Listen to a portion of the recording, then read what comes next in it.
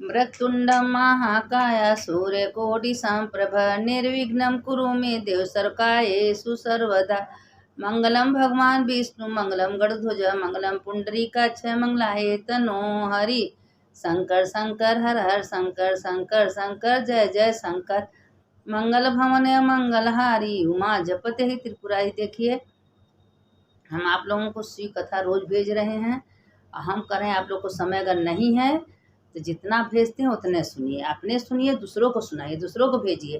क्योंकि कथा पुराण सुनाने से, सुनने से पुण्य मिलता है, अपने मन में शांति मिलती है। इसीलिए कहते हैं कि आप लोग भी सुनिए, दूसरों को सुनाइए और कमेंट करिए। कम से कम कमेंट में लिख दीजिए हर हर महादेव, कुछ तो लिखिए कि हमको लगा कि हमारा कथा आप लोग को अच्छा लगता है। तो इसीलिए हम आप लोगों को इसीलिए थोड़ा थोड़ा रोज़ भेजते हैं। अगर क्या चाहे तो हम ही पढ़ के रोज़ छोड़ दें, लेकिन हम कहते हैं नहीं, सबको भेजना चाहिए, सबको काने में जाना चाहिए शिव कथा। कहते हैं ना कि शिव का नाम एक बार दो बार शिव शिव खाली कर दीजिए तो उसकी मुक्ति हो जाती है। जो शिव कथा सुनेगा तो उसकी मुक्ति तो होना है। देखिए हम बार बार कहते हैं कि हमेशा कैलाश पर भोलेनाथ पार्वती माता बैठी रहती हैं, दुनिया में देखती रहती हैं कि कौन क्या कर रहा है, कौन कैसे है, कौन कितना आराधना कर रहा है, कौन नाम ले रहा है। एक दिन क्या हुआ कि जब संध्या होता है प्रदोष काल, तो नंदी को बुलाते हैं पार्वती माता, भोलेनाथ वहाँ से चल देते हैं। और जब चल देते हैं तो कहते हैं कि जब चल देते हैं तो कहते हैं कि चलिए हम आप लोगों को दिखाएं प्रदोष काल में कौन क्या कर रहा है, कौन नहीं कर रहा है। और पार्वती माता को ले लेते हैं, चल देते हैं, क्योंकि पार्वती के बिना एक मिनट संकट भोलेनाथ नहीं रहते हैं। तो देखिए वही भोलेनाथ कह रहे थे कि जो भी मेरा पूजा करता है, देखिए सहस्त्र समय जब बीत जाता है तो ब्रह्मा का एक दिन होता है। और हम लोगों का तो 100 साल बीत जाए तो ये 100 साल का 100 साल बीतता है तो ब्रह्मा का एक दिन होता है। हम लोगों का तो एक दिन एक रात का बीतता है, तो ब्रह्मा का तो कोई गिनती नहीं है। तो जोने समय ब्रह्मा झूठ बोले थे और जब उनका एक मुड़ी काट दिए थे तो कह दिए थे कि तुम्हारा पूजा तो कहीं नहीं होगा, लेकिन पुष्कर में एक मूर्ति बनवा दी, तुम्हारा वहाँ पूजा होगा। तो पुष्कर में उनका है, तो इसलिए पुष्कर तीर्थ सब तीर्थों का राजा बना दी कि जो भी सारे तीर्थ करेगा, दान करेगा, अगर पुष्कर में जाके एक बार गोता मारेगा, वहाँ जाकर दर्शन करेगा तो उसके समस्त पाप तत्काल नष्ट हो जाएंगे। इसीलिए अपने चलते पैरों जेते जी पुष्कर जरूर जाना चाहिए, क्योंकि पुष्कर सारे तीर्थों के राजा पुष्कर है। तो पुष्कर में नहाना चाहिए। तो नारद जी नारायण नारायण करते, क्योंकि ब्रह्मा के लड़के नारद जी हैं। जितने दुनिया में सब ब्रह्मा जी सबको उत्पन्न किए हैं। तो ब्रह्मा जी क्या किए कि नारद जी आए नारायण करते, तो पितामह बोले तो कहें कि देखिए दक्ष जो हैं वो भी ब्रह्मा के पुत्र हैं। तो थोड़ा दक्ष अहंकारी हो गए थे, क्योंकि जो सती माता थी उनको हमेशा उन्हीं की वजह से जब शादी ब्याह करना था तो भोलेनाथ से हमेशा चिढ़ना, गुस्सा। देखिए भोलेनाथ से जो द्वेष दुश्मनी करता है उसका कहीं ठिकाना नहीं लगता है। तो हमेशा भोलेनाथ को कुछ अपना एक रूप दे दीजिए, चाहे पिताजी माता कुछ भी, क्योंकि देवों के देव महादेव हैं। जो एक बार शिव के शरण में चल जाता है उसका कल्याण को तो होना है। और अगर दिन रात आप भोलेनाथ का नाम से उठ रही हैं, बैठ रही हैं, तो किस रूप में आपका भोलेनाथ कृपा करते हैं आपको पता भी नहीं चलता है।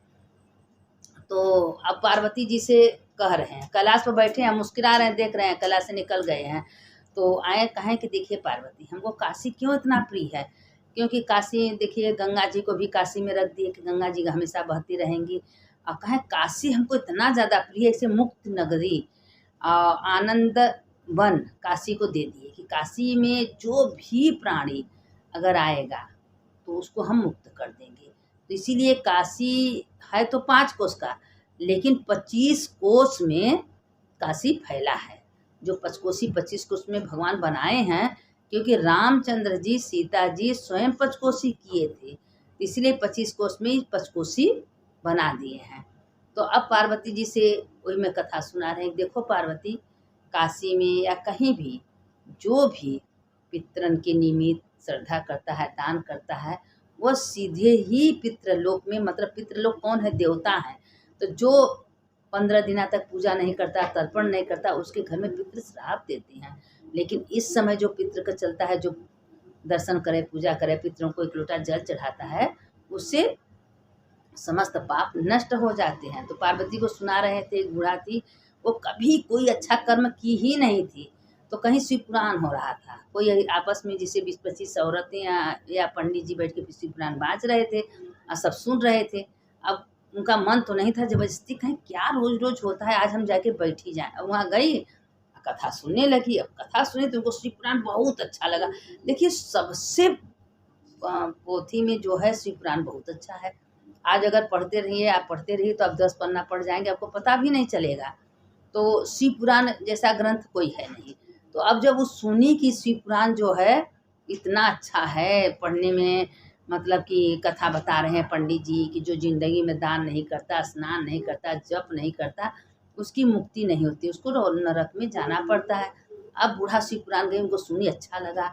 अब बूढ़ा बहुत कंजूस दरिद्र थी, मतलब 1 पैसा कभी निकालती नहीं थी। जब शिव पुराण खत्म हो गया तो गई उनके पास पंडित जी कहें अगर हम एक कोई ब्राह्मण को खिला दें तो चले। कहें हाँ, सबसे ज़्यादा देखिए सीधा उधर दान करने से खिलाने का ज़्यादा महत्व होता है, तो तुम खिला सकते, किसी को खिला दीजिए। अब वो सोची कि किसको खिलाएं कि जो बहुत थोड़ा सा खाए, मतलब ज़्यादा भोजन न करे। अब वो लगी खोजने, खोजते खोजते, अब ऐसा कोई मिला नहीं।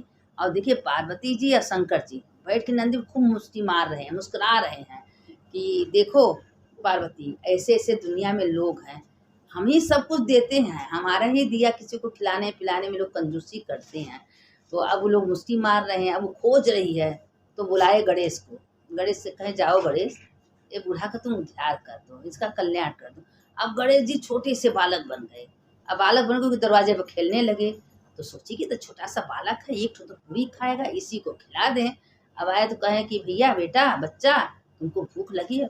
हाँ माता जी बहुत तेज भूख लगी। कहे ठीक है, चलो भूख लगी तो आज हम तुमको भोजन कराएंगे। अब उसको ले गई। अब 2 ठे पूड़ी, सोची छोटा सा बच्चा कितना खाएगा, 2 ठे पूड़ी, इतना सा सब्जी खीर उसको दे दी। अब वो खाली माता जी और भूख लगा, फिर 2 पूड़ी लिए, माता जी और भूख लगा। अब वो 2-2 पूड़ी लाती थी गणेश जी। जब अंत में गणेश जी कहे हमको कायदे से दीजिए, हमको बहुत तेज भूख लगा है। तो अब वो कंजूसी कर रही थी। किचन में गए गणेश जी, जितना उसका आलू जो सब्जी टमाटर दाल चावल आटा पिसान जितना उसके कमरा में था, सारे गणेश जी सब खा गए। और खाने के बाद पूरा पानी पी गए, जितना पानी भर के गगरी में हंडा में परात में रखी थी सब पी गए गणेश जी। अब पीने के बाद क्या हुआ कि बूढ़ा माथे पे हाथ है कि जोर जोर से चिल्ला चिल्ला के रोने लगी कि मेरा मती मारा था, क्यों इस बालक को हम बुलाए, इसको हमको खिलाना नहीं चाहिए था, इसको बुलाना नहीं चाहिए। हम तो सोचे थे छोटा सा बालक है, 2 ठो रोटी खाएगा, हमको क्या पता, ये तो मेरा सब कुछ खा गया। अब वो माथे पे हाथ है कि रोने लगी जोर जोर से। अब रोते रोते तो अब पार्वती जी अब भोलेनाथ मुस्कुरा रहे हैं। फिर जब देखी कि बूढ़ा रो रही हैं तो गणेश जी अपने रूप में आ गए। तो जब गणेश जी अपने रूप में आ गए तो बूढ़ा माथे पर लगी प्रणाम करें। अरे आप कहें हाँ हम गणेश जी हैं। कहें आप गणेश जी हैं? अरे हमसे बहुत बड़ा गलती हो गया, हे गणेश जी क्षमा कर दीजिए, हमसे भूल हो गया। कहें देखिए जिसको खिलाइए श्रद्धा से, प्रेम से, विश्वास से, हाँ मैं कि हमें इतना खाइए, सब छोड़ के खिलाइए। जितने प्रेम से आप भोजन कराएंगे उतना पुण्य का भागी बनेंगे। अगर आपके अंदर क्रोध है, ईर्ष्या है, आप सोचेंगे हमारे ज़्यादा खा जाएंगे, तो कोई पुण्य मिलने वाला नहीं है।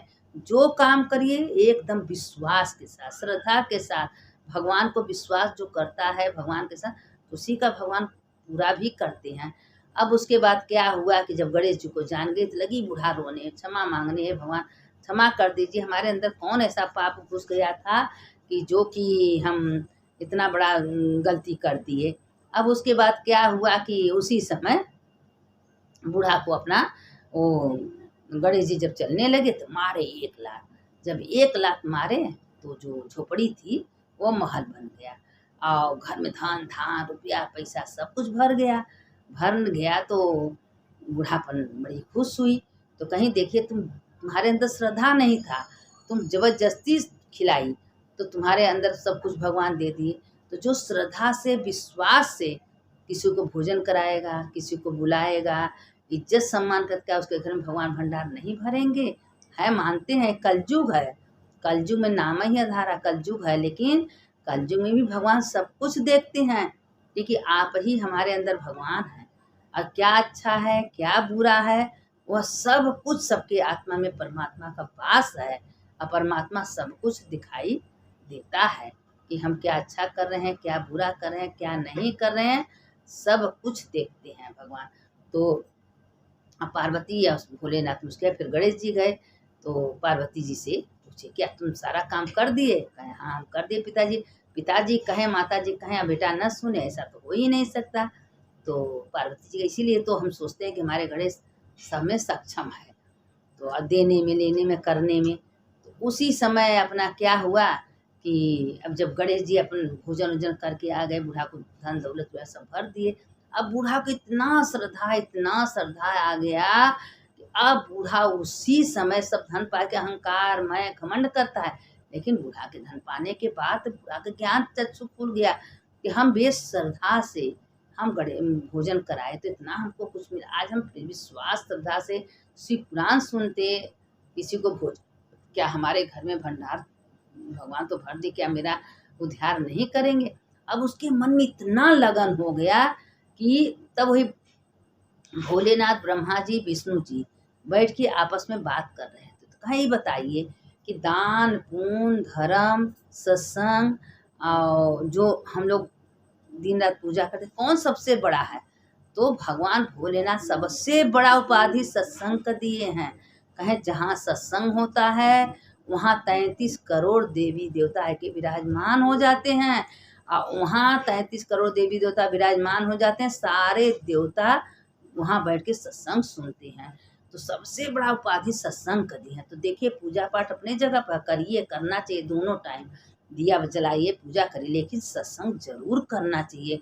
भगवान कहते हैं कि जिसके घर में सत्संग होता है, जहाँ लोग सत्संग में जितनी पग आप कह के जा रहे हैं हम जा रहे हैं सत्संग में, हम जा रहे हैं सत्संग में, जितना पग चलती है उतना अश्वमेध यज्ञ का फल मिलता है।